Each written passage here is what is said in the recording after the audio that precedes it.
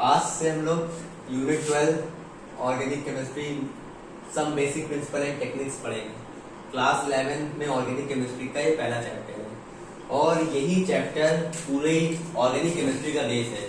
ये एक बार पढ़ लेंगे इसको तो ऑर्गेनिक केमिस्ट्री जितनी भी है जहाँ तक वो पढ़ना बहुत आसान हो जाएगा। पूरी जीओसी अगर कायदे से पढ़ ली है तो पूरी ऑर्गेनिक केमिस्ट्री बिल्कुल आसान हो जाएगी। तो शुरुआत से हम लोग बिल्कुल पढ़ते हैं ऑर्गेनिक केमिस्ट्री की शुरुआत कैसे होगी। तो सबसे पहले ऑर्गेनिक केमिस्ट्री क्या है?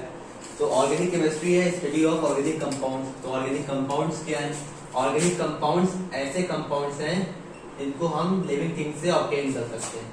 ऑर्गेनिक कंपाउंड्स ऐसे कंपाउंड्स हैं which can be synthesised from living organism.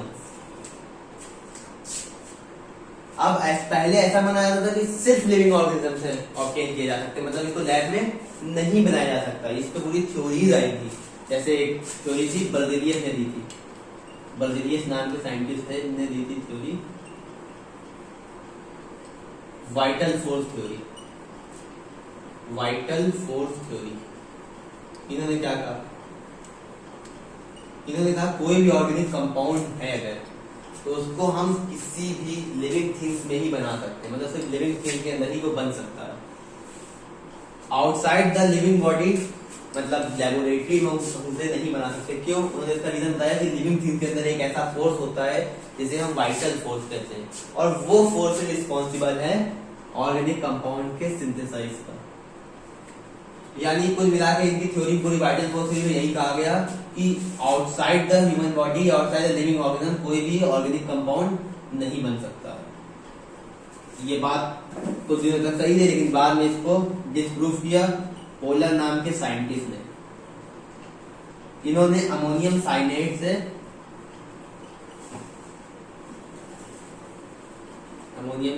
से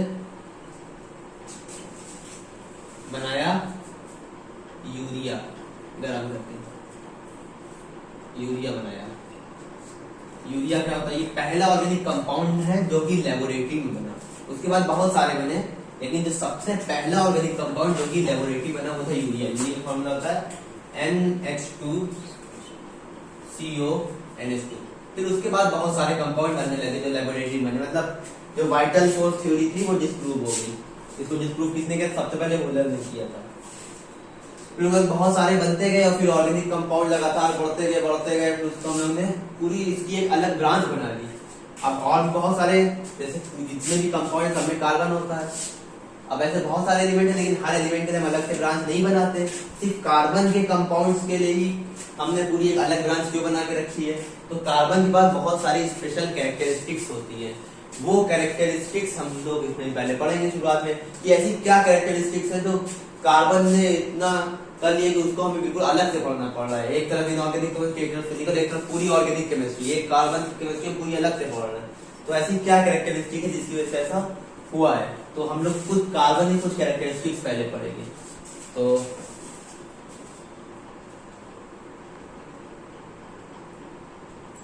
तो कार्बन की जो सबसे बड़ी वजह है जब वो इतने सारे कंपाउंड बनाता है उसकी सबसे बड़ी वजह बहुत सारी है। सबसे मेन जैसे कैटिनेशन एक वजह। कैटिनेशन क्या होता है? कैटिनेशन किसी भी एलिमेंट की ऐसी प्रॉपर्टी जिससे वो अपने ही जैसे के साथ जुड़ता चला जाए। जैसे सपोज कि ऑक्सीजन है, ये ऑक्सीजन अपने के साथ जुड़ती चली जाए तो ये भी कैटिनेशन है। मतलब बहुत सारे एलिमेंट ऐसे हैं जो कैटिनेशन शो करते हैं लेकिन सबसे ज्यादा कैटिनेशन कौन शो करता है? कार्बन। कार्बन बहुत लंबी चेन बनाता है, जुड़ता चला जाता है, मतलब सेल्फ लिंकिंग कैपेसिटी है। जो कैटिनेशन ये सेल्फ लिंकिंग कैपेबिलिटी है, अपने जैसे के साथ कितना लंबा चेन बना सकता है और कार्बन बहुत लंबी चेन बनाता है।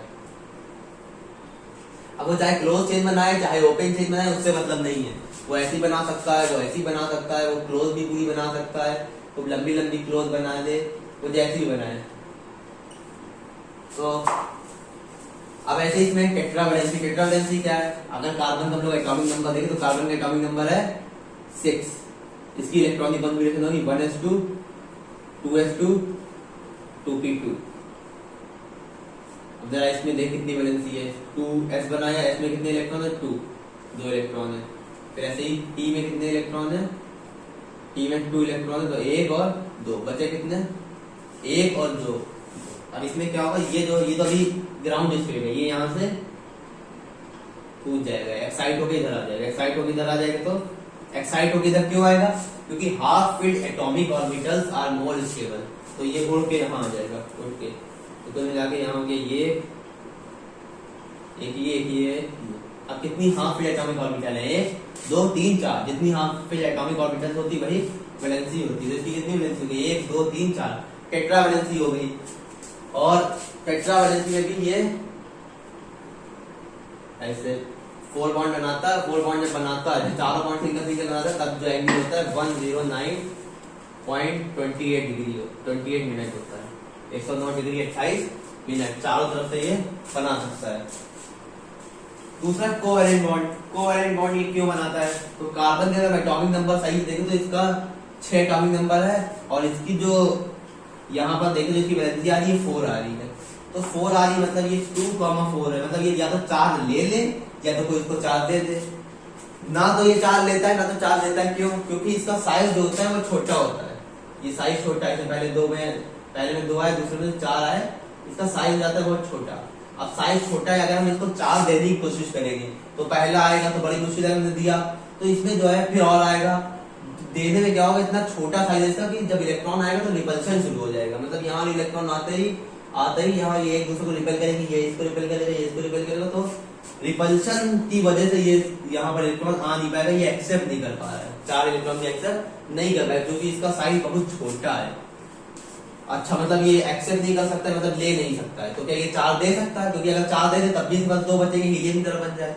चार्ज लेके नियॉन की तरह बन सकता है, चार्ज तो दे नहीं पा रहा है, तो यानी ये चार्ज निकाल के हीलियम की तरह बन सकता है कि 2 रह जाए। तो हीलियम की तरह अगर ये निकलने की कोशिश करेगा तो यहाँ पर एटम इतना छोटा है, एटम जितना छोटा होता है न्यूक्लियस और वैलेंस शेल के बीच में पकड़ उतनी मजबूत होती है। अगर हम यहाँ से इलेक्ट्रॉन निकालने की कोशिश किया हमने, तो इलेक्ट्रॉन निकालने की जब कोशिश करेंगे, पहला निकालने की कोशिश करें, निकला, फिर उसके बाद और यहाँ जो है नेट चार्ज आया, फिर और निकालने मुश्किल होगी, और एनर्जी लेके जाएंगे, फिर निकाल पाएंगे। तो मतलब यहाँ निकालने बहुत एनर्जी निकलेगी, लेनी पड़ेगी हमें एनर्जी। तो यानी यहाँ पर निकालना बिल्कुल इम्पॉसिबल है। निकाल सकते तो बहुत ज्यादा एनर्जी चाहिए, लेकिन जनरली ये नहीं निकाल होता है। तो जनरली मतलब इसके पास ना तो ये दे सकता है ना तो ये ले सकता है। मतलब ना तो ये चार्ज लेके ऐड कर सकता है, नियॉन की तरह बन सकता है, ना तो ये चार्ज निकाल के हीलियम की तरह बन सकता है। तो ये बनेगा किसकी तरह?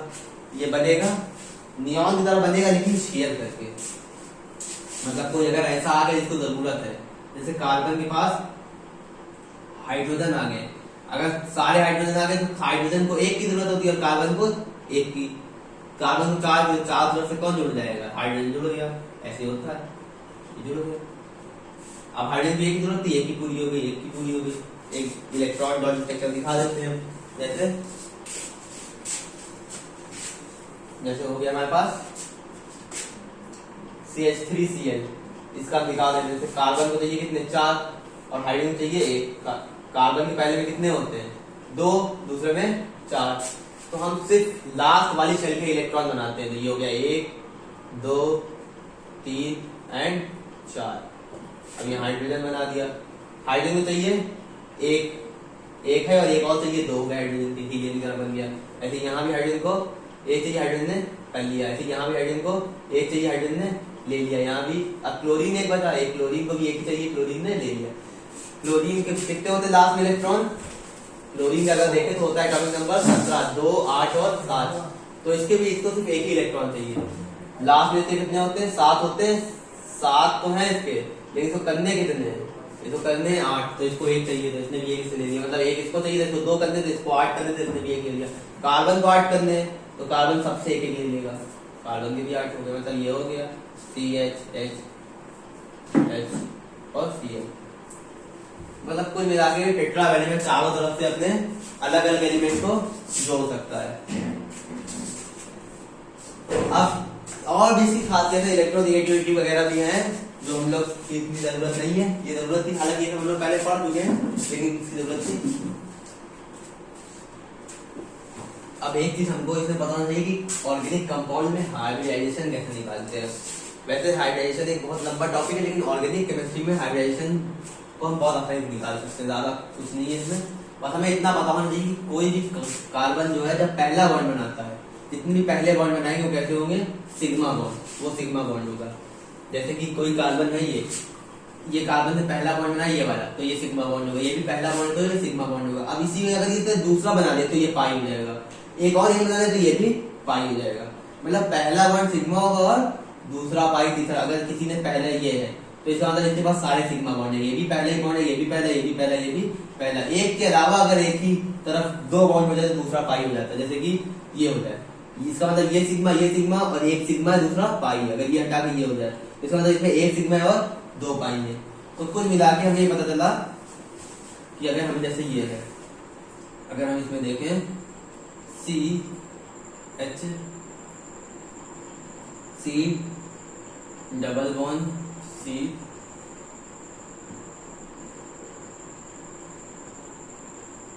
अब इसमें देखें हम लोग, अगर इस कार्बन को देखें तो इसमें कितने सिग्मा बॉन्ड है, इस carbon, carbon number 1, carbon number 2, carbon number 3। अगर पहले वाले कार्बन में देखें तो कितने सिग्मा बॉन्ड है, एक सिग्मा बॉन्ड, दो सिग्मा बॉन्ड, तीन सिग्मा बॉन्ड और चार सिग्मा बॉन्ड। पहले वाले कार्बन पे कार्बन 1 के पास 4 सिग्मा बॉन्ड है। फिर कार्बन 2 के पास देखिए, कार्बन 2 के पास पहला सिग्मा बॉन्ड है लेकिन दूसरा पाई हो जाता है, यानी एक सिग्मा एक पाई है, यानी एक सिग्मा, दो सिग्मा और तीन सिग्मा और एक पाई। दूसरे वाले कार्बन पे 3 सिग्मा है और एक पाई है, पाई बॉन्ड है, ये हो गया। फिर ऐसे यहाँ पर देखें, इस कार्बन के पास देखें तो इस कार्बन के पास एक सिग्मा, ये एक सिग्मा, दो सिग्मा और 3 सिग्मा और एक पाई। इसमें भी तीसरे कार्बन के पास भी 3 सिग्मा है और एक पाई है। अभी 3 सिग्मा और एक पाई से क्या मतलब है, तो बस इसमें कुछ sp 3 तरीके हाइब्रिडाइजेशन हमें पढ़ने, ऑर्गेनिक केमिस्ट्री में sp3, sp2 और sp। तो इसमें क्या होता है, देखो अगर चारों बॉन्ड सिग्मा है तो उसका हाइब्रिडाइजेशन होता है sp3। अगर किसी ऑर्गेनिक कंपाउंड में किसी कार्बन के चारों सिग्मा बॉन्ड है तो उसका हाइब्रिडाइजेशन होगा sp3। जैसे इसमें चारों सिग्मा बॉन्ड है तो इसका हाइब्रिडाइजेशन हो गया sp3, ये sp3 हाइब्रिडाइजेशन हो गया इसका। अगर किसी के पास 3 सिग्मा बॉन्ड है और एक पाई बॉन्ड है, इसका मतलब है उसका हाइड्रोजन होगा sp2। अगर किसी के पास 2 सिग्मा है और 2 पाई है तो इसका मतलब उसका हाइब्रिडाइजेशन हो जाएगा sp। जैसे जैसे कि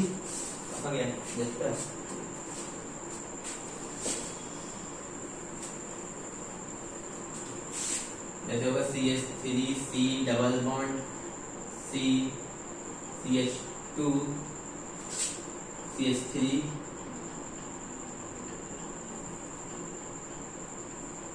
C ट्रिपल बॉन्ड CH, ये हो गया। अब जैसे इसको हम लोग गौर देखें, इसमें देखें 3 हाइड्रोजन है, इसको अगर सही से बोले 3 हाइड्रोजन, तीनों हाइड्रोजन सिंगल सिंगल बॉन्ड से होंगे, एक इधर से, एक इधर से और एक इधर से। अब तीनों हाइड्रोजन सिंगल बॉन्ड से मतलब एक sigma bond, 2 sigma bond, 3 sigma bond और 4 सिग्मा बॉन्ड। अगर सिंगल बॉन्ड ही है सिर्फ तो वो सिग्मा बॉन्ड होता है। तो 1 2 3 4 सिग्मा बॉन्ड, यानी कार्बन नंबर 1 के पास 4 सिग्मा बॉन्ड है, यानी कि sp3 है। फिर ये वाले कार्बन के पास हम है, इस कार्बन के पास देखिए 1 सिग्मा, 2 सिग्मा और 3 सिग्मा और एक पाई। मतलब दूसरे वाले कार्बन के पास 3 सिग्मा है और एक पाई है, इसका मतलब इसका हाइब्रिडेशन हो जाएगा sp2। अब इस कार्बन के पास आए तो इस कार्बन के पास देखा तो 1 सिग्मा और 2 सिग्मा, पहला हो गया, अब 2 और है तो 1 सिग्मा, 2 सिग्मा और 2 पाई, ये 2 सिग्मा और 2 पाई है। इसका मतलब इसका हाइब्रिडेशन हो जाएगा sp। मतलब कुल मिला के अगर सिर्फ सिंगल बॉन्ड है, सिर्फ सिंगल बॉन्ड किसी कार्बन के पास तो वो हो जाएगा sp3। कहीं एक जगह पे डबल बॉन्ड है तो sp2, जैसे ये एक जैसे कार्बन तो ये हो जाए। अब डबल बॉन्ड वाला हमेशा जो है sp2 ही नहीं हो, जैसे कि ये है कोई स्ट्रक्चर,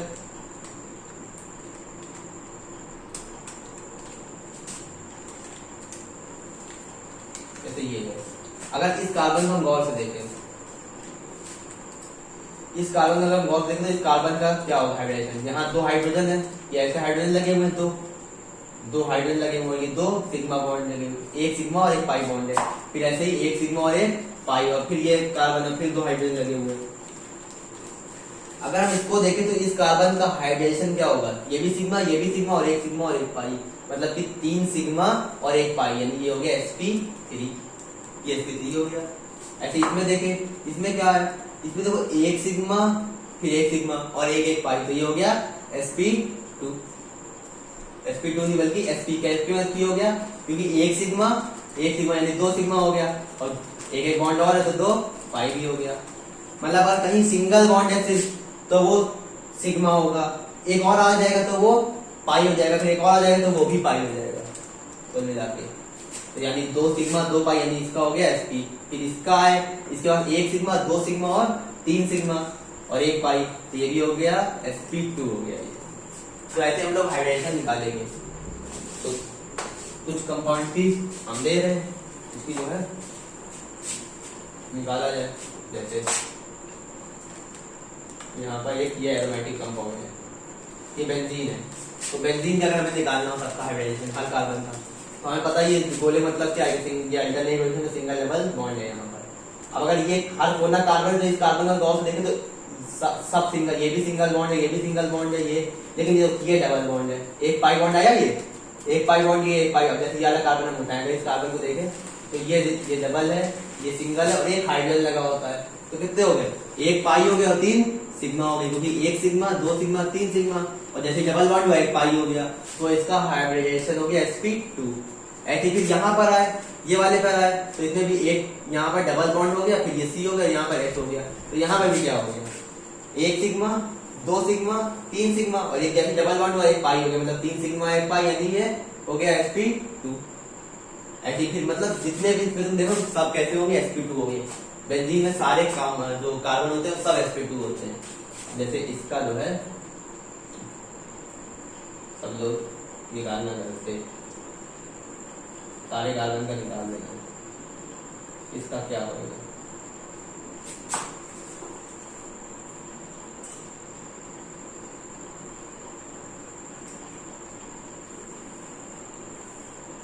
ठीक है। अब आज के लिए इतना ही है, अब इसके आगे हम लोग नेक्स्ट लेक्चर में पढ़ेंगे। ये तो बस बिल्कुल इंट्रोडक्शन है, अभी बहुत सारा है, लेकिन ये चैप्टर अगर ये जो जीओसी है इसको अगर हमने कायदे से पढ़ लिया तो क्लास 11 प्लस क्लास 12 दोनों की केमिस्ट्री बहुत आसान है, कुछ बचेगा नहीं इसमें, सिर्फ हमको जो है एक बार रिवाइज जो है देखना पड़ेगा बस।